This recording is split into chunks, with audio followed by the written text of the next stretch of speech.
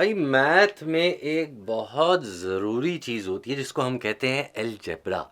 और ये अलजेब्रा क्या होता है? ये अलजेब्रा आता है जब हमारे पास कोई ना कोई एक अननोन वैल्यू हो, उसको हम अमूमन एक्स के साथ डिनोट कर देते हैं। तो ये अलजेब्रा की दुनिया में हम एंटर हो जाते हैं जहाँ हमें कुछ अननोन निकालना होता है। खैर, अब अलजेब्रा की अगर बात की जाए तो इसमें अलजेब्रिक टर्म्स भी होते हैं, जैसे एक्स स्क्वायर या 3x या 4x क्यूब। ये सारे अलजेब्रिक टर्म्स हैं। और जब यही टर्म्स आपस में कुछ ऐड सब्ट्रैक्ट हो रहे होते हैं, इनके बारे में कुछ चीज़ें जमा हो जाती हैं, तो उसको हम अलजेब्रिक एक्सप्रेशन कहते हैं। आपको एक बड़ा सिंपल सा एग्जांपल देता हूँ मैं। यहाँ लिखा हुआ है 5x+7। अब ये 5x+7 जो पूरा है ये एक अलजेब्रिक एक्सप्रेशन है। जैसे इंग्लिश में लेटर से वर्ड्स बनते हैं, वर्ड से सेंटेंस बनता है, तो इसी तरह मैथ की दुनिया में अलजेब्रा में भी कुछ इसी तरह की कहानी होती है कि मिसाल के तौर पे ये सब लेटर और वर्ड मिलके ये एक सेंटेंस बन गया अलजेब्रा का, 5x+7। अब इसमें क्या चीज़ क्या है ये भी हम देख लेते हैं।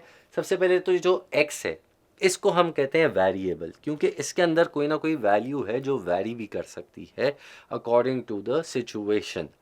फिर ये x के साथ 5 लगा हुआ है, तो ये कहलाया जाता है x का कोएफिशिएंट। कोएफिशिएंट इसको हम कहते हैं। तो ये 5 कोएफिशिएंट है, x वेरिएबल है। और आखिर में ये जो साथ लिखा हुआ है ये अकेला बेचारा मासूम सा खड़ा हुआ है यहाँ पे, इस एक्सप्रेशन का हिस्सा है। इसको हम कहते हैं कांस्टेंट, बिकॉज इसकी वैल्यू 7 है, 7 ही रहेगी, तो इसीलिए ये कांस्टेंट वैल्यू है। तो जब भी हमारे पास कोई एक इस तरह की चीज़ हो जहाँ पे आपके पास वेरिएबल, उसके साथ कोएफिशिएंट और ये कांस्टेंट हो, तो ये अमूमन ये तीन चीज़ें मिलके एक्सप्रेशन बना देती हैं। और ज़रूरी नहीं कि ये तीनों का होना ज़रूरी है। कभी कभार आपके पास कुछ इस तरह की भी चीज़ आ सकती है, 2x² + 3x।